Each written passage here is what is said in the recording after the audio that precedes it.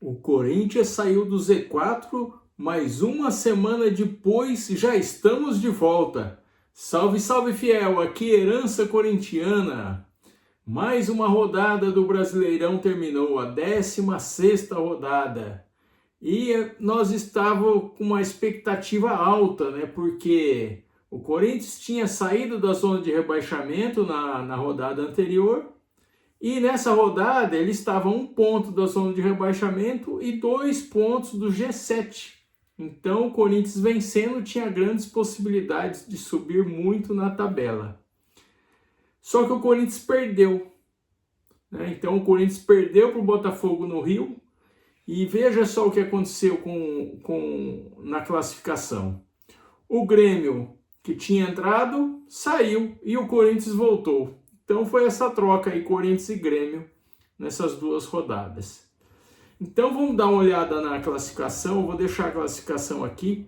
Então o Corinthians, para você ter uma ideia, olha só o Botafogo, que posição que ele chegou. O Botafogo agora está em 9º lugar. Então o Botafogo está em 9º lugar com 21 pontos. Então essa vitória do Botafogo, o Botafogo venceu, está em 9º. O Atlético venceu, está em 10º. O Inter venceu, está em 11º. Então era essa posição que o Corinthians ficaria se tivesse vencido.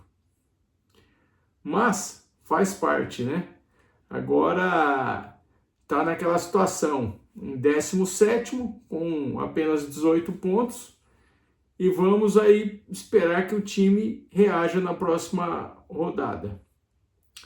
O Corinthians mostrou nessa última partida, deixou muita preocupação, né? Então o time foi muito mal contra o Botafogo. Quem assistiu o jogo pôde conferir, né? O time estava meio perdido em campo, meio desajustado. Parecia que estava sem vontade. O Botafogo com muita vontade. E o Botafogo estava sem o Danilo, hein? E o Botafogo tinha perdido para o Chapecoense na Copa do Brasil. Então, cheio de dívidas, sem receber salários, os jogadores estavam um caos lá.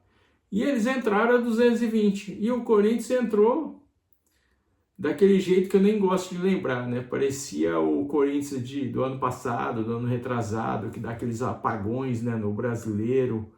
Enfim, o time, a hora que você pensa que o time vai engrenar, o time desanda. Eu não sei o que acontece. Eu não sei o que acontece com o Corinthians. Sai técnico, entra técnico e no Brasileirão continua essa bagunça. A sensação que eu tenho é que não existe um objetivo, né? Eu acho que ninguém deixou claro para os jogadores, para a comissão técnica, qual que é o objetivo do clube no Campeonato Brasileiro, porque é ridículo uma partida dessa. Então começou o jogo, aí tomou um gol, aí teve que correr atrás, aí começa a correr um pouquinho para correr atrás do prejuízo. E isso nos anos anteriores era assim também. Aí empatou, aí relaxou de novo, aí tomou outro gol, aí foi correr atrás, né? E assim foi. Só que aí a hora que tomou o terceiro gol, aí afundou de vez, né? Aí não teve mais, aí foi o desespero. O Diniz, eu acho que ele tá muito bem no Corinthians, né? Então os números dele, ele tá bem. Porém, na partida eu teria colocado o time reserva contra o Barra no meio de semana, teria jogado com tudo contra o Botafogo, que era muito importante essa vitória, que não veio. Mas enfim, e aí ele escalou o time titular nas duas partidas e também eu acho que ele demorou para mexer. Eu acho que ele está demorando muito assim para mexer. Você pode falar, não tem alguns reservas, mas ele demorou muito para mexer. E a hora que ele mexeu errado. Parece que veio o espírito do professor Pardal nele. Porque ele colocou o Pedro Raul, colocou o Dieguinho. E aí ele tirou o Garro, o Bidon e o Carrídio.